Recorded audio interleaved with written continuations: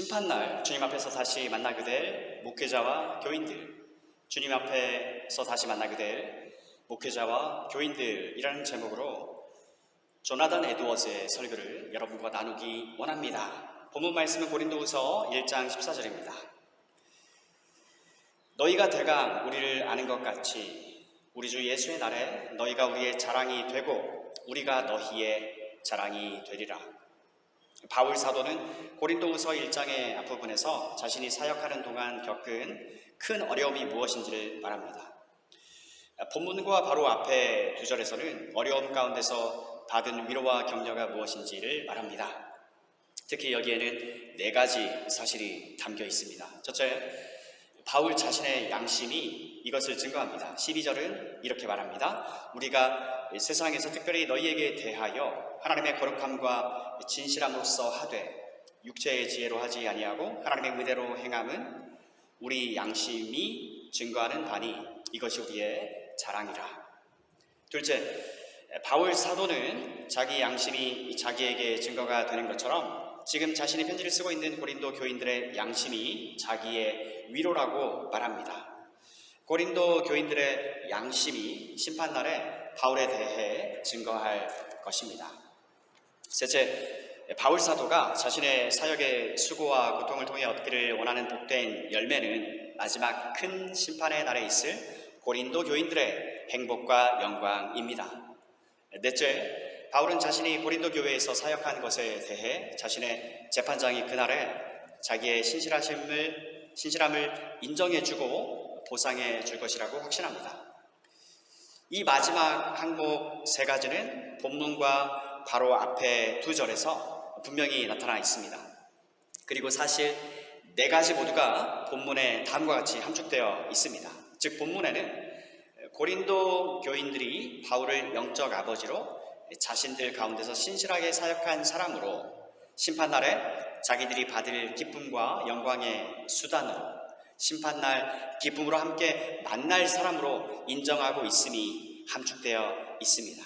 본문에는 사도 바울이 그날의 재판장 앞에서 고린도 교인을 기쁨으로 만나 자신의 사역의 열매로 그들이 받은 영광을 보고 기뻐할 것이며 그래서 고린도 교인들은 사도 바울의 기쁨이 될 것이라는 사실이 함축되어 있습니다.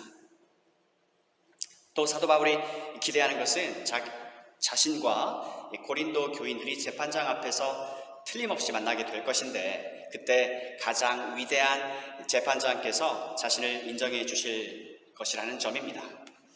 그때 재판장은 자신의 신실함을 인정해 주시며 이것이 바울의 영광이 될 것입니다. 말하자면 재판장께서 바울에게 고린도 교인들을 바울의 기쁨의 면류관으로 주실 것입니다. 그러나 만일 사도 바울이 자기 양심에 이런 확증이 없었다면 이런 소망도 없었을 것입니다. 그러므로 사도 바울의 말은 바울이 자기 양심의 증거를 가지고 있음을 아주 강력한 방식으로 함축해 주고 있습니다. 이 네 가지 항목 속에 모두 내포되어 있고요. 본문의 모든 부분 속에 담겨 있는 다음과 같은 주제를 가지고 오늘 말씀을 드리겠습니다. 목회자와 교인들은 심판날 그리스도의 재판석 앞에서 반드시 서로 만나야만 한다. 목회자와 교인들은 아무리 긴밀하게 연합되어 있더라도 이 세상에서는 헤어져야만 합니다. 만일 생전에 헤어지지 않았다면 죽음이 반드시 헤어지게 만듭니다. 또 살아있는 동안 헤어질 수도 있습니다. 우리는 변화하는 세상에서 살고 있습니다. 세상에는 확실하거나 안정적인 것이 아무것도 없습니다.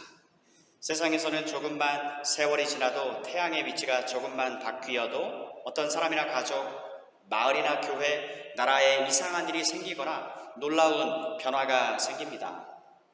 가장 단합이 잘 되어 있는 것처럼 보이는 사람들이 조금만 시간이 지나면 가장 분열되고 가장 거리감이 생기는 일이 종종 있습니다.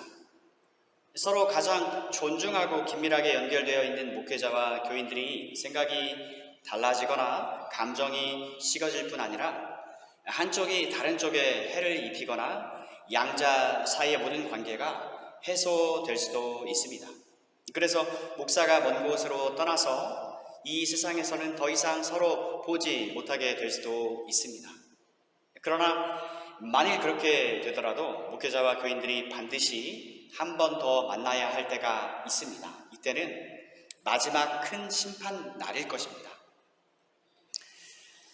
저는 앞으로 세 가지를 말씀드리려고 합니다. 첫째, 목회자와 교인들이 어떤 방식으로 심판날 서로 만나게 될 것인가. 둘째, 목회자와 교인들이 심판날 어떤 목적으로 서로 만나게 되는가. 셋째, 하나님은 어떤 이유로 목회자와 교인들이 그런 방법, 그런 목적으로 서로 만나게 하시는가 인 것입니다.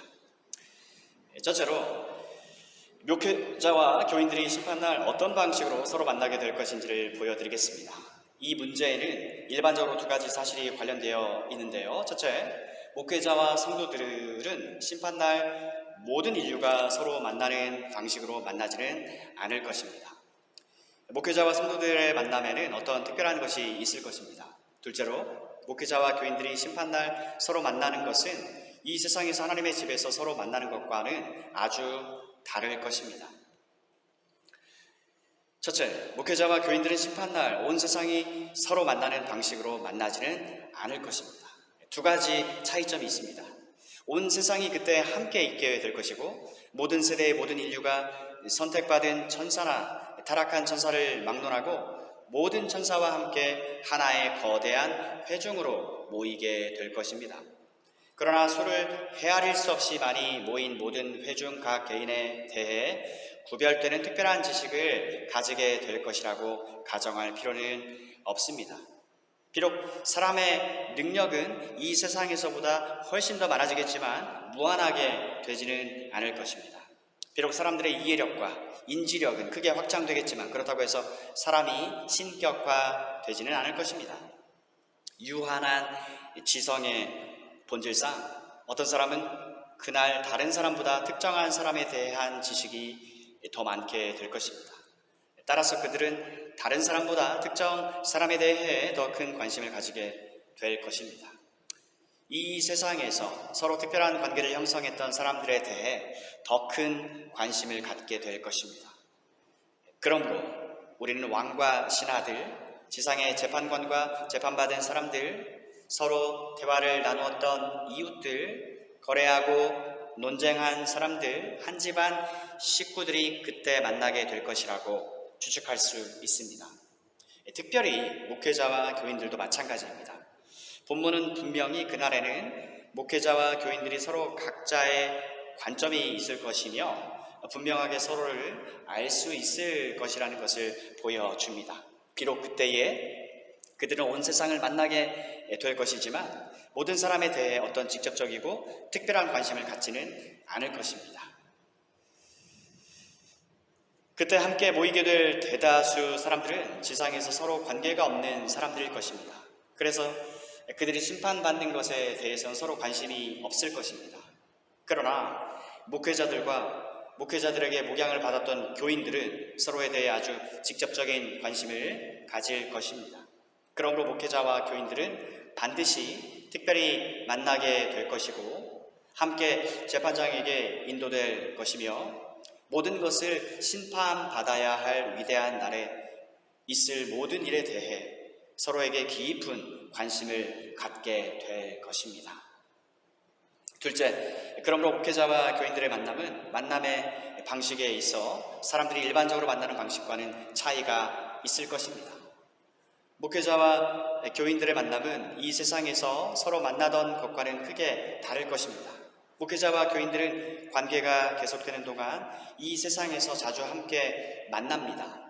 목회자와 교인들은 공적인 예배와 교회의 행정적인 일들을 처리하기 위해 주일마다 만나고 그 밖에 시간에도 만납니다. 이외에도 그들은 자주 만나 교회에 필요한 여러 안건을 의논하고 결정하며 교회의 권징을 처리하고 공적으로 순결과 선에 관련된 일들을 처리합니다. 그러나 목회자와 교인들이 심판날 만난다는 것은 만남의 방식과 환경에 있어 이 세상에서 서로 만나던 것과는 아주 다를 것입니다. 이러한 몇 가지 특징을 말씀드리면 다음과 같습니다.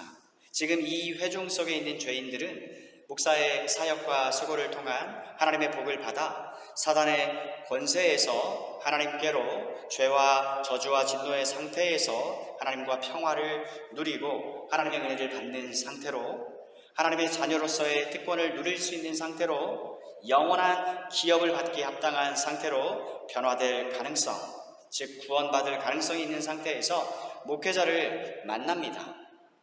또 성도들은 지금 부패가 많이 남아있는 상태, 때로 큰 영적인 어려움과 고통을 가진 상태로 목회자를 만납니다. 그러므로 성도들은 아직 자신들의 상태를 행복하게 변화시킬 수 있는 수단을 사용할 수 있으며 더 큰 자유를 얻을 수 있습니다. 그래서 성도들은 예배에 참석하면서 소망을 가질 이유가 있고요. 또 하나님은 일반적으로 목회자를 교인들에게 은혜 주시는 도구로 삼기를 기뻐하십니다.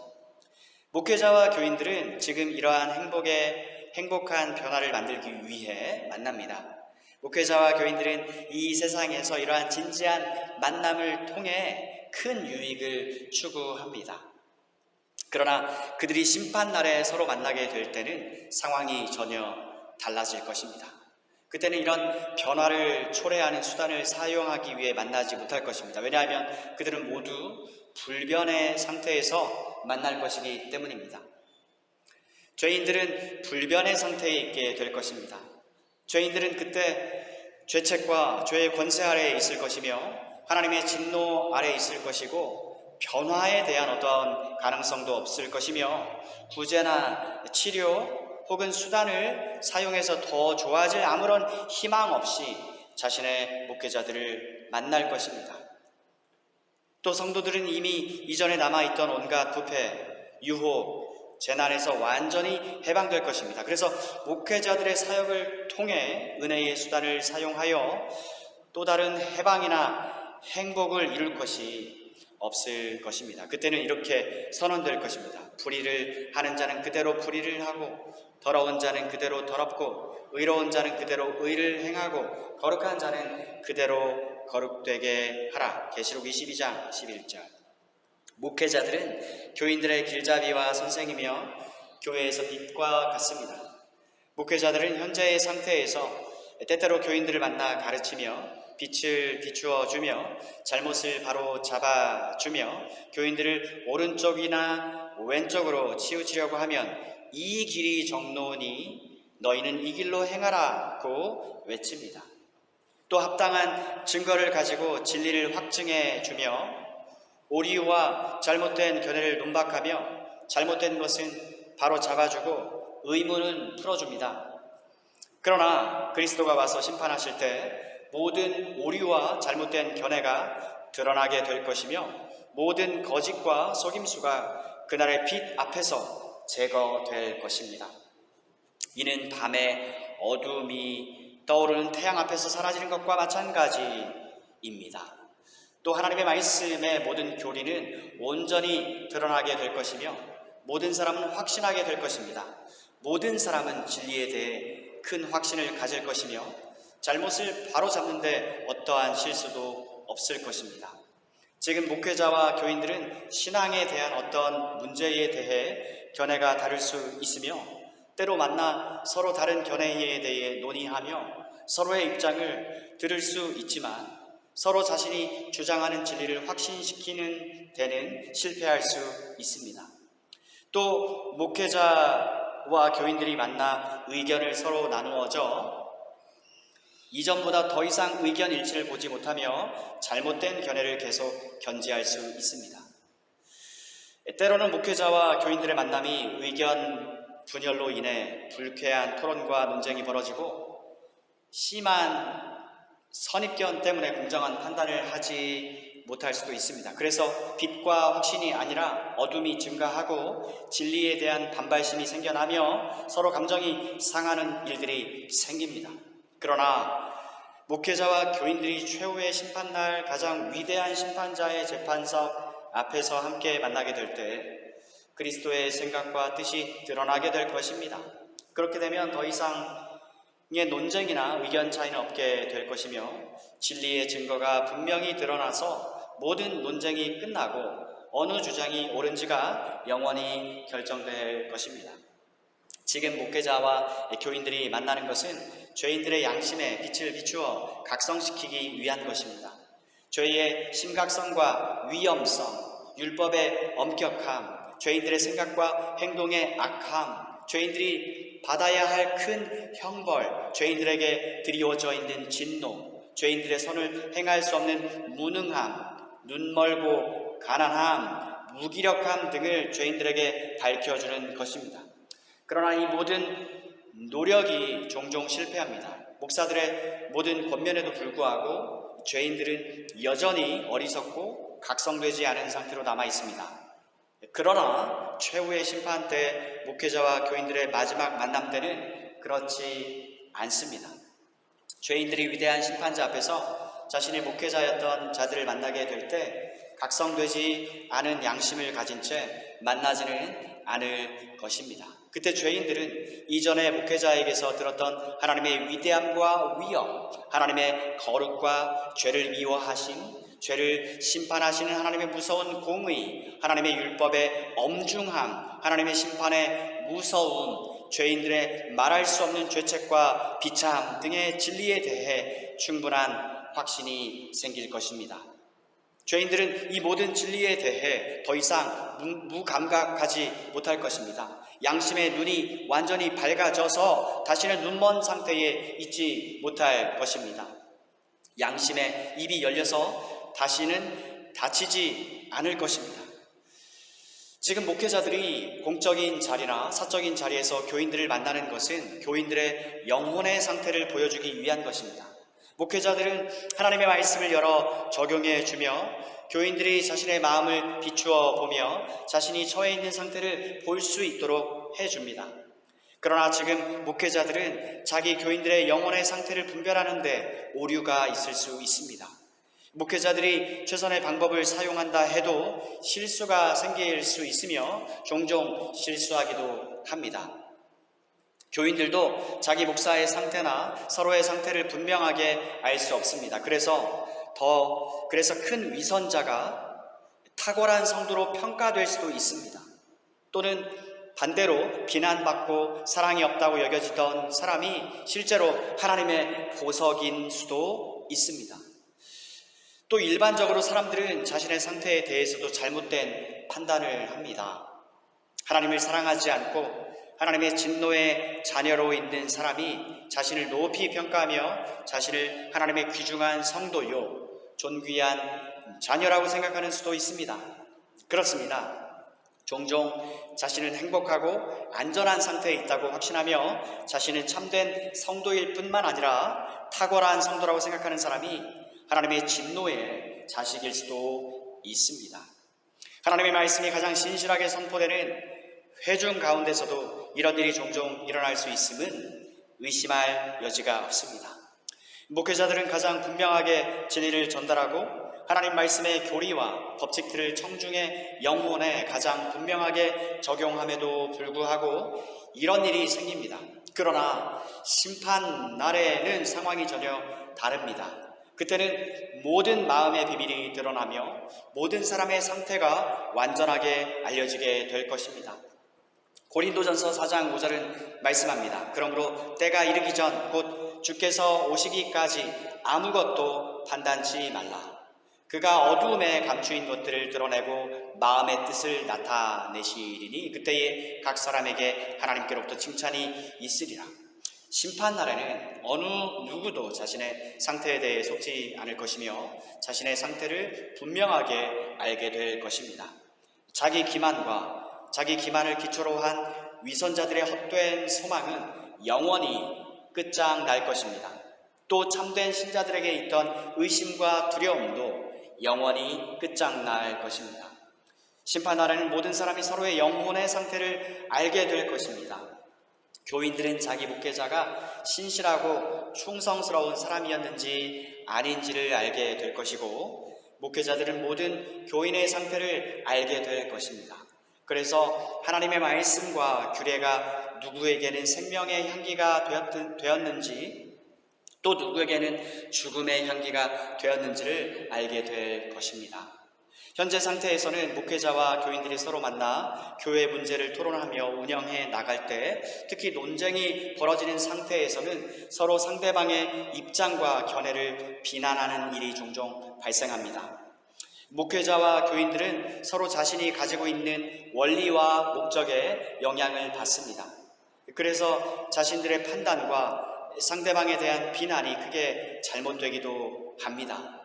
그러나 최후의 심판날 목회자와 교인들이 만날 때는 참되고 완전한 빛 아래서 모든 사람들이 행동했던 원리와 목적이 분명하게 드러나게 될 것입니다. 그래서 모든 잘못과 모든 부당한 비난이 끝장나게 될 것입니다. 목회자들은 지금은 종종 교인들을 만나 영원하며 불변하며 보이지 않는 왕에 대해 설교하고 하나님이 계심을 확신시키며 하나님이 어떤 분인지를 선포합니다. 또 하나님이 세상을 통치하시고 심판하심을 확신시키며 미래에 있을 상급과 형벌에 대해 가르칩니다. 또 보이지 않는 세계에서 하나님의 하늘 보좌 우편에 앉아 계신 그리스도에 대해 설교합니다. 그리스도는 심판날 자기 백성에게 가장 위대한 하나님이며 구주요 재판관으로서 가장 분명하게 나타나실 것입니다. 큰 영광 가운데 거룩한 천사들을 대동하고 가장 분명하고 공개적인 방식으로 나타나실 것이에요. 심판날 교인들은 눈에 보이지 않는 주님에 대해, 미래의 재판관이신 그리스도에 대해 들으려고 모이지는 않을 것입니다. 오히려 그들이 지상에서 함께 모였을 때 들었던 바 재판관이며 위대한 왕이시며 큰 영광과 위엄을 가지신 분 앞에 서게 될 것입니다. 이 세상에서 목회자와 교인들이 서로 만날 때는 서로 부주의하고 조심성 없는 수가 많습니다. 많은 사람이 공적 예배에서 하나님께 별로 관심을 기울이지 않거나 자신의 생각이나 기분에도 별로 주의를 기울이지 않습니다. 또 자신들이 해야 할 임무를 다 하지도 않으며 자신들이 모이는 목적에 대해서도 모르는 수가 많습니다. 그러나 심판날의 만남은 전혀 다를 것입니다.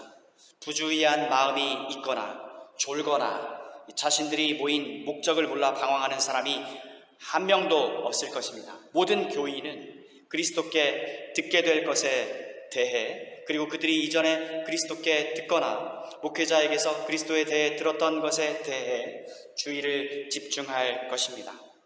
또 교인들은 목회자가 재판관 앞에서 자기들에 대해 이야기하는 것에 주의를 기울일 것입니다. 지금까지 우리는 심판날 그리스도의 재판석 앞에서 현재 서로 자기 입장을 고수하고 있는 목회자와 교인들이 미래에 만나게 될 방식과 상황에 대해 살펴보았습니다. 이제 저는 목회자와 교인들이 심판날 어떤 목적으로 만나게 될 것인가에 대해 말씀드리겠습니다. 첫째로, 목회자와 교인들은 이 세상에 있을 때 서로에게 어떻게 행동했는가를 보고하기 위해 만나게 될 것입니다. 목회자들은 그리스도가 교인들에게 파송하신 그리스도의 종이며 심부름꾼들입니다. 목회자들이 자기 사역을 마쳤을 때 자기 주인에게 돌아가 자기가 행한 일과 임무를 수행하면서 받았던 대접들을 보고해야 합니다. 그러므로 우리는 누가복음 14장 16절 이하에서 큰 잔치에 참석할 손님을 초대하러 주인에게 보냄받은 종이 자기 일을 마치고 주인에게 돌아와 자기가 행한 일과 받은 대접을 보고하는 것을 보게 됩니다. 또 주인이 화가 나서 종들을 다른 사람에게 보냈을 때 역시 종들이 돌아와 주인에게 자신이 행한 일을 보고하는 것을 보게 됩니다. 그러므로 히브리서 13장 17절은 하나님의 집에 있는 사역자들에 대해 저희는 너희 영혼을 위하여 경성하기를 자기가 회개할 자인 것 같이 하는 자라고 말합니다. 또 우리는 앞에서 말한 누가복음 14장에서 사역자들이 자기 주인에게 보고해야 하는 것은 자신이 행한 일만이 아니라 자신들의 임무에 대한 사람들의 반응과 대접도 포함되어 있음을 보게 됩니다. 그러므로 목회자들은 모든 것을 계산해야 하는 큰 날에 자신의 교인들 앞에서 이 두 가지 모두를 보고하게 될 것입니다. 즉 목회자와 교인들은 모두 자신들의 재판관 앞에 서게 될 것입니다. 신실한 목회자는 모든 것을 계산해야 하는 큰 날에 자신의 교인들 앞에서 이 두 가지 모두를 보고하게 될 것입니다. 즉 목회자와 교인들은 모두 자신들의 재판관 앞에 서게 될 것입니다. 신실한 목회자는 그때 자신을 잘 영접하고 자신이 사역을 잘 하도록 도왔던 성도들에 대해 기쁨으로 보고하게 될 것입니다. 그리고 이러한 성도들은 그날에 목회자들의 기쁨의 면류관이 될 것입니다. 동시에 목회자들은 자신과 그리스도께 받은 자신의 메시지를 잘 받아들이지 않고 목회자들에게 나쁘게 대했던 성도들에 대해서도 보고하게 될 것입니다. 목회자들은 이런 성도들을 지상에서 하던 것처럼 그들에게 위로하고 경고하기 위해서가 아니라 그들에 대해 증언하며 그들의 재판관이고 그리스도의 보좌관으로서 그들을 정죄하기 위해 만나게 될 것입니다. 한편으로 교인들은 그날에 일어나서 자기 양들의 영혼의 유익보다 자기 이익만 추구한 악하고 신실하지 못한 목회자들을 정죄할 것입니다. 둘째로 심판날 지상에서 서로 분쟁했던 목회자와 교인들은 그리스도 앞에서 함께 만나게 될 것이며 그리스도는 이 세상에서 그들 사이에 있었던 논쟁에 대해 판결을 내려주실 것입니다. 이 악한 세상에서는 목회자와 교인들 사이에 큰 의견 차이와 논쟁이 생기기도 합니다.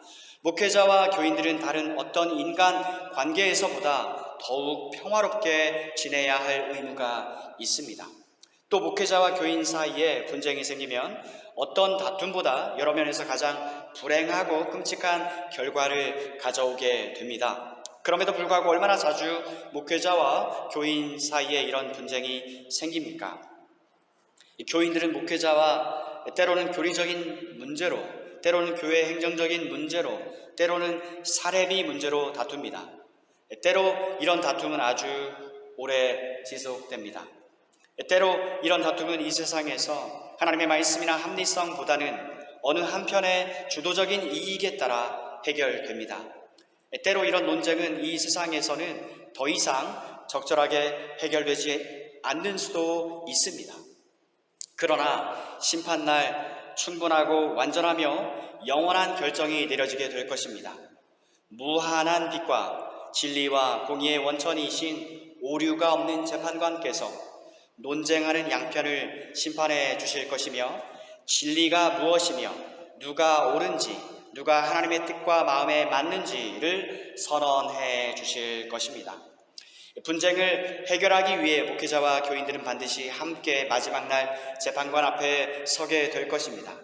그날은 이 인간 세상에 있었던 모든 분쟁을 결론 짓고 모든 실수를 바로 잡으며 모든 불의한 재판과 오류와 혼란을 종식시키는 위대한 날이 될 것입니다. 셋째로 논쟁하던 목회자와 교인들은 심판날 반드시 함께 만나 서로 가치 있는 자리에서 이 세상에서 서로에게 한 행동에 따라 재판관이신 하나님께로부터 영원한 판결과 보상을 받게 될 것입니다. 재판관이신 하나님은 재판을 집행하실 뿐만 아니라 목회자와 교인 사이를 재판하실 것입니다. 하나님은 목회자와 교인들 사이에 무엇이 옳은지를 선언하시며 옳고 신실한 자를 인정해 주시며 불의한 자를 정죄하실 것입니다. 하나님이 주시는 보상과 심판은 완전한 진리와 공의에 따라 시행될 것입니다. 신실한 목회자들에게는 영광스러운 보상이 주어질 것입니다. 승리한 자들에 대해 다니엘 12장 3절은 이렇게 말씀합니다. 지혜 있는 자는 궁창의 빛과 같이 빛날 것이요 많은 사람을 옳은 대로 돌아오게 한 자는 별과 같이 영원토록 비추리라. 또한 신실하기는 했지만 성공하지 못한 자들에 대해 이사야 49장 4절은 이렇게 말씀합니다.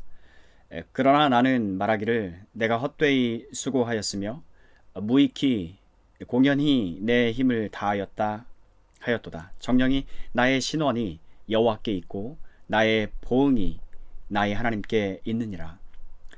또 목회자를 잘 영접하고 잘 대접하여 준 사람들은 영광스러운 보상을 받을 것입니다. 마태복음 10장 40절 이하에 이렇게 말씀합니다.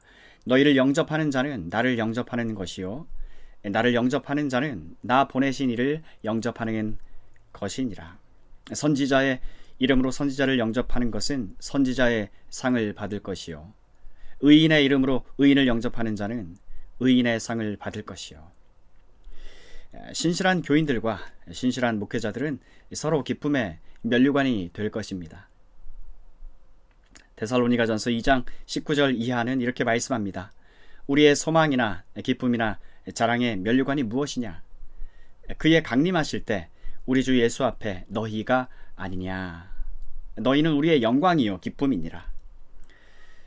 그러나 그리스도의 신실한 목회자들을 악하게 대했던 사람들은 심각한 심판을 받게 될 것입니다. 마태복음 10장 14절 이하는 이렇게 말씀합니다. 누구든지 너희를 영접도 아니하고 너희 말을 듣지도 아니하거든 그 집이나 성에서 나가 너희 발의 먼지를 떨어 버리라. 내가 진실로 너희에게 이르노니 심판날에 소돔과 고모라 땅이 그 성보다 견디기 쉬우리라. 또 신명기 33장 8절 이하는 이렇게 말씀합니다. 레위에 대하여는 일렀으되 주의 둠밈과 우림이 주의 경건한 자에게 있도다. 주께서 그를 마사에서 시험하시고 무리바 물가에서 그와 다투셨도다. 그는 그 부모에게 대하여 이르기를 내가 그들을 보지 못하였다 하며 그 형제들을 인정치 아니하며 그 자녀를 알지 아니한 것은 주의 말씀을 준행하고 주의 언약을 지킴을 인함이라. 주의 법도를 야곱에게 주의 율법을 이스라엘에게 가르쳐 주 앞에 분향하고 온전한 번제를 주의 단 위에 드리리로다. 여호와여 그 제산을 풍족해 하시고 그 소원의 일을 받으소서. 그를 대적하여 일어나는 자와 미워하는 자의 허리를 꺾으사 다시 일어나지 못하게 하옵소서. 한편 신실하지 못한 목회자는 가장 두려운 심판을 받을 것입니다. 이에 대해서는 에스겔 33장 6절과 마태복음 23장 1절 이하 33절을 보십시오. 그러므로 심판날 목회자와 교인들에게 재판이 집행될 것입니다. 목회자와 교인들은 재판받기 위해 함께 만나 자기뿐 아니라 다른 편이 재판받는 것도 보게 될 것입니다. 왜냐하면 심판날의 목적은 로마서 2장 5절에 기록된 것처럼 하나님의 의로우신 심판이 나타나는 날이 될 것이기 때문입니다. 목회자들은 자신들에게 행해지는 재판을 받게 될 것이며 교인들에게 행해지는 재판도 보게 될 것입니다. 또 교인들도 재판관이신 하나님께로부터 재판을 받게 될 것이며 자신의 목회자들이 재판을 받는 것도 보게 될 것입니다. 그러므로 목회자와 교인들 사이의 분쟁이 영원히 해결될 것입니다. 모든 사람은 자신의 행위에 따라 선고받고 보상받을 것입니다. 영원한 기쁨과 영광의 면류관을 받는 사람도 있을 것이고 영원한 부끄러움과 고통을 받는 자도 있을 것입니다. 자, 이제 왜 하나님이 서로 분쟁하는 목회자와 교인들을 심판날 이러한 방식과 이러한 목적으로 함께 만나게 하시는지 몇 가지 이유를 말씀드리겠습니다. 여기에는 두 가지 사실이 포함되어 있습니다. 첫째, 목회자와 교인들의 상호 관계는 아주 중요합니다. 성경은 하나님이 선악간의 모든 비밀스러운 일을 심판하실 것이라고 선언합니다. 공적이거나 사적인 인류의 모든 행동은 마침내 하나님의 재판석 앞에서 오류가 없으신 재판관께 최종적으로 판결받게 될 것이라는 사실은 합당한 것입니다. 이것은 모든 중요한 사건에도 그대로 적용됩니다. 목회자와 교인들의 상호 관계는 아주 중요합니다. 여러 가지 면에서 볼 때 지상의 가장 큰 나라에서 일어나는 일시적인 일보다 훨씬 더 중요합니다.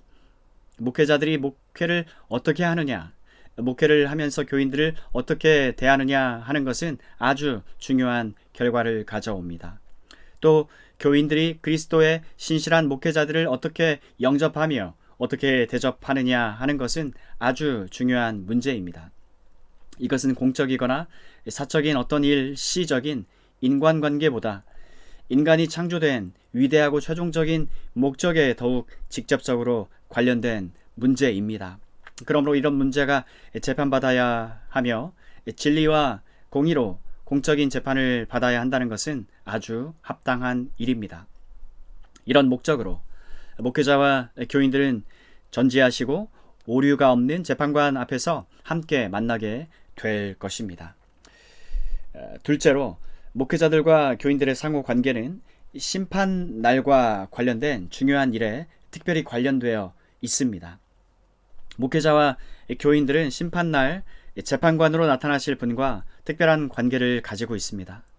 목회자들은 그리스도의 심부름꾼이며 그리스도가 보내신 사람들입니다. 목회자가 교인들 가운데 행하는 직무와 사역은 그리스도의 입장에서 그리스도를 대표하는 것입니다. 목회자들은 그리스도의 생각을 전하며 그리스도의 일을 하며 그리스도의 이름으로 말하고 행동하는 것입니다. 그러므로 목회자들이 그리스도께 돌아가 자기의 사역 결과를 보고하는 것은 아주 합당한 일입니다. 왕은 그의 모든 신하들의 재판관이며 이 신하들은 모두 그에게 재판을 받아야 합니다. 왕의 사역자들이 왕국의 일을 위해 특별히 임명받아 어떤 특별한 임무로 파송받았다면 반드시 왕에게 돌아와 자기가 행한 일과 자기가 받은 대접에 대해 보고해야 합니다.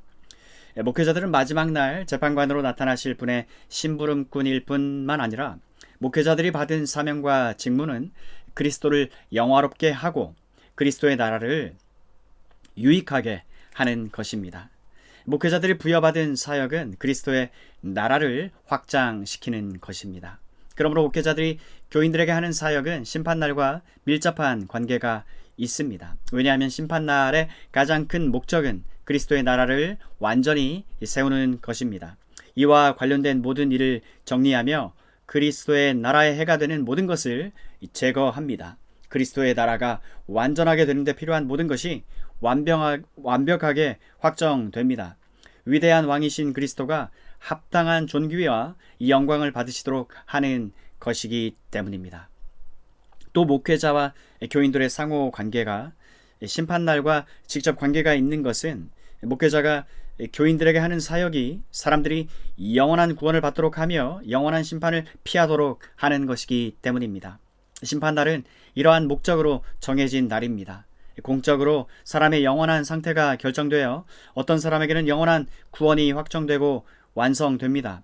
또 어떤 사람에게는 영원한 형벌과 가장 완벽한 비참이 확정되는 날입니다. 목회자와 교인들의 상호 관계가 심판날과 직접 관계가 있는 것은 목회자들의 사역이 이 심판날을 준비하게 하는 것이기 때문입니다. 그리스도가 목회자들을 교인들에게 보내신 것은 심판날이 다가오고 있음을 교인들에게 경고하여서 이 심판날 악인에게 선고될 두려운 정죄를 미리 경고해주고 의인들에게 선고될 복을 미리 알려주기 위한 것입니다. 또 죄인들에게 닥칠 진노를 피하며 성도들에게 주어질 보상을 얻도록 하기 위함입니다. 또 목회자와 교인들의 상호 관계가 심판날과 아주 관계 깊기 때문에 목회자와 교인들의 상호 관계가 심판날 거론되며 확정되는 것은 아주 합당한 일입니다. 목회자와 교인들은 이런 목적으로 심판날 위대한 재판관 앞에서 함께 만나게 될 것입니다. 이제 저는 지금까지 말한 것을 토대로 여기 지금 목회 가운데 돌보고 있었던 사람들에게 최근 일어난 일로 우리가 분리되고 서로의 입장 차이에 대한 관계 등에 대해 생각할 기회를 주고 우리의 현재 상황에 적합한 몇 가지 조언을 주려고 합니다. 또 심판날 위대한 심판대 앞에서 서로 만나게 될 것을 기대하게 해주려고 합니다. 이 시점에서 우리의 미래에 있을 가장 엄숙한 만남에 대해 깊고 진지하게 생각하는 것은 매우 합당합니다. 최근 생긴 일로 우리에게 영원한 분열이 생겼습니다. 이 문제와 관련하여 우리는 얼마나 자주 하나님의 집에 모였습니까? 제 목회 가운데서 돌보아야 할 귀중한 영혼들에 대한 책임을 지고 얼마나 자주 저는 여러분에게 말하고 가르치고 조언하고 경고하고 지시하며 여러분에게 성례를 집행했습니까? 그러나 모든 가능성을 고려해 볼 때 이런 일은 이제 다시는 없을 것입니다. 예레미야 선지자는 자신이 얼마나 오랫동안 백성 가운데서 사역했는지에 대해 이렇게 말합니다. 유다 왕 아몬의 아들 요시아의 13년부터 오늘까지 23년 동안에 여호와의 말씀이 내게 임하기로 내가 너희에게 이르되 부지런히 일렀으나. 저는 제 자신을 예레미야 선지자와 비교하고 싶지는 않습니다. 하지만 저는 예레미야처럼 이렇게 말할 수 있습니다. 나는 23년 동안 부지런히 하나님의 말씀을 여러분에게 전했습니다. 제가 아는 이 교회 목회자로 부임한 것은 23년 전 2월 15일이었습니다. 그때 이후 저는 이 교회의 성도들을 목양해 왔습니다. 비록 힘이 미약하고 언제나 몸이 약한 상태에서 섬겨왔지만 저는 힘을 아끼지 않고 여러분 영혼의 유익을 위해 최선을 다했습니다. 사도 바울이 갈라디아서 4장 13절에서 갈라디아 교인들에게 내가 처음에 육체의 약함을 인하여 너희에게 복음을 전한 것을 너희가 아는 바라 그 말한 바와 같이 저도 여러분에게 말하고 싶습니다. 저는 여러분의 영혼이 잘되게 하기 위해 제 삶의 가장 소중한 시간과 힘을 쏟았습니다. 제가 얼마나 열심히 사역했는지는 여러분이 저의 증인입니다. 저는 게으르지 않았습니다. 저는 제 외적 지위를 상승시키거나 저나 저희 가족을 부유하게 하기 위해 세상적이며 일시적인 것들에 눈을 돌리지 않았습니다. 저는 혼신의 힘을 다해 목회 사역을 감당했으며 밤낮으로 노력하며 아침부터 일찍 일어나 그리스도가 맡겨주신 이 위대한 사역을 잘 감당하려고 애를 썼습니다. 저는 목회 사역이 아주 위대한 일이며 많은 수고와 노력과 어려움이 동반되는 일이라는 것을 잘 알고 있습니다. 지금도 많은 사람이 목회에 무거운 부담을 가지고 있는데 목회 사역의 무거운 짐은 제 힘으로 감당하기에는 너무나 벅찬 것이었습니다. 그러나 하나님은 저를 부르셔서 이 짐을 지게 하셨습니다. 하나님을 찬양합니다. 하나님이 저를 도와주셔서 제가 이 무거운 짐에 깔리지 않도록 해주시며 하나님의 능력이 저의 약함을 통해 드러나도록 해주셨습니다. 그래서 비록 제가 종종 모든 면에서 어려움을 겪기는 했지만 이겨낼 수 있었습니다. 답답한 일을 당했지만 낙심하지 않았으며 거꾸러뜨림을 당했지만 망하지 않았습니다. 그러나 이제 여러분에 대한 저의 목회 사역은 끝났습니다. 즉 여러분이 공적으로 저를 거절했으며 이제 제가 여러분을 섬길 기회는 없습니다. 그러므로 지금 우리는 목자장 앞에서 우리가 반드시 서로 만나야 할 시간을 깊이 고려해야 합니다. 그때 저는 제 청지기직에 대해 제가 여러분을 섬겼던 일과 여러분에게 보냄받았던 제가 여러분에게 받았던 대접에 대해 보고해야 합니다. 또 여러분은 저에 대한 여러분의 행동에 대해 23년간의 제 목회 기간에 여러분이 이룬 진보에 대해 보고해야 합니다. 왜냐하면 그때 저와 여러분은 반드시 다시 만나게 될 것이고 우리는 함께 보고를 해야 하기 때문입니다. 그리고 실수 없고 공정하며 영원한 판결이 우리에게 내려질 것입니다. 하나님은 우리가 이 세상에서 만났을 때 말하고 행동한 모든 것에 대해 판결해 주실 것입니다. 안식일이나 평일에 하나님의 집에서나 다른 곳에서 우리가 서로에게 행했던 모든 것에 대해 판결해 주실 것입니다. 하나님은 우리 마음을 살피시고 우리 생각의 목적과 동기를 드러내실 것입니다. 하나님은 우리가 분열되어 논쟁했던 모든 것을 완전하게 공평하게 재판해 주실 것입니다.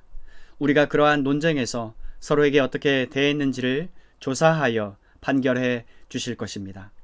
감추어진 것은 하나도 없을 것이며 모든 것이 드러날 것입니다. 숨겨진 것은 하나도 없을 것이며 모든 것이 알려질 것입니다. 하나님은 전지하심과 영광이 충만한 빛으로 불꽃 같은 눈으로 모든 것을 조사하실 것입니다. 진리와 정의가 분명하게 나타나 감춰진 모든 것이 드러날 것입니다. 모든 오류, 거짓, 불의가 공개되고 모든 속임수가 밝혀지며 모든 그럴듯한 핑계와 트집과 거짓된 추론들이 그날의 빛을 감당하지 못하여 한순간에 사라질 것입니다. 또 그때에는 우리 마음이 투명하게 드러나서 마음의 비밀들이 지금 우리의 외적 행동보다 더 분명하게 드러날 것입니다. 그때에는 우리가 교회적인 논쟁과 다툼을 할 때 우리의 목적이 무엇인지, 우리의 행동의 원리가 무엇인지, 우리의 성향이 무엇이었는지가 드러날 것입니다. 그때에는 아주 불행한 상황과 결과를 가져온 지난 교회적 분쟁에 있어 제가 바르게 행동했는지, 참으로 양심적으로 행동했는지, 위대한 주님이시오 주인이신 분께 조심스럽게 의무를 다했는지가 드러날 것입니다. 그때는 지난 분쟁 때 드러났던 분노가 정당했었는지가 드러날 것입니다. 그때에는 그리스도의 가시적 교회에 정회원으로 가입하기 위한 자격 조건에 대해 벌였던 큰 논쟁이 샅샅이 조사되고 판결되어 그 전모가 분명하고 완벽하게 밝혀질 것입니다. 그때에는 예복을 입지 않은 한 사람에 대해 마태복음 22장 13절에서 그 수족을 결박하여 바깥 어두움에 내어 던지라, 거기서 슬피 울며 이를 갈미 있으리라 하신 말씀의 의미가 무엇인지가 드러날 것입니다. 그때에는 이 교리를 선포함에 있어서나 이 교리에 맞게 행동함에 있어서나 이 사건을 통해 제가 일반적으로 행동한 것에 있어 제가 다른 사람보다 더 지혜롭게 보이기 위해 제 자신의 어떤 일시적 이익이나 명예심이나 욕심의 영향을 받았는지가 드러날 것입니다. 혹은 제가 어떤 악하고 세속적인 관점에서 행동했는지가 드러날 것입니다.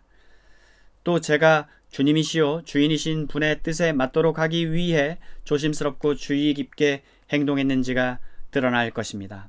저는 감히 주님을 거스르려고 하지 않기 때문에 주님의 뜻이 무엇이든지 그대로 하려고 했으며 주님의 뜻을 찾기 위해 치우치지 않고 오랫동안 부지런히 기도하면서 탐구했습니다. 끊임없이 이러한 것을 염두에 두고 잠잠히 기다리면서 제가 지금 확신하고 있는 이 문제에 대해 성급하게 진리에 대한 결론을 내리려고 하지 않았습니다. 그러므로 그러한 결정은 일시적인 제 이해관계에 좌우된 것이 아닙니다. 오히려 저는 모든 반대 의견을 검토해 보고 결정을 내리는 동안 오랫동안 극심한 어려움을 겪었습니다. 고통과 슬픔의 바닥을 체험하기도 했습니다. 그리고 그때에는 여러분이 목회자에게 이 문제와 관련하여 의무를 다했는지, 바른 태도와 자세를 보여주었는지, 제가 하나님의 뜻이라고 믿고 가르쳤던 내용에 대해 여러분이 듣고 분별하는 데 있어 정당하게 했는지, 제가 여러분에게 공정하고 공평하게 대접을 받았는지가 드러날 것입니다. 그때에는 이 논쟁 기간에 말하고 행동한 모든 것과 모든 단계에 있어 공의와 사랑과 기독교인다운 예의를 지켰는지, 아니면 얼마나 이러한 것들이 무시되었는지가 드러날 것입니다. 그때에는 이 사건에 있어 처음부터 마지막까지 우리의 모든 행동과 우리의 마음 자세가 조사받고 밝혀질 것입니다. 우리의 양심은 분명하고도 크게 말할 것입니다. 우리는 모두 확신하게 되고 세상에 드러날 것입니다. 그리고 이 사건에 대한 더 이상의 실수나 잘못 전달하거나 잘못 이해하는 일이 영원히 없게 될 것입니다. 이 논쟁은 이제 이 세상에서는 여러분과 저 사이에 끝이 났습니다.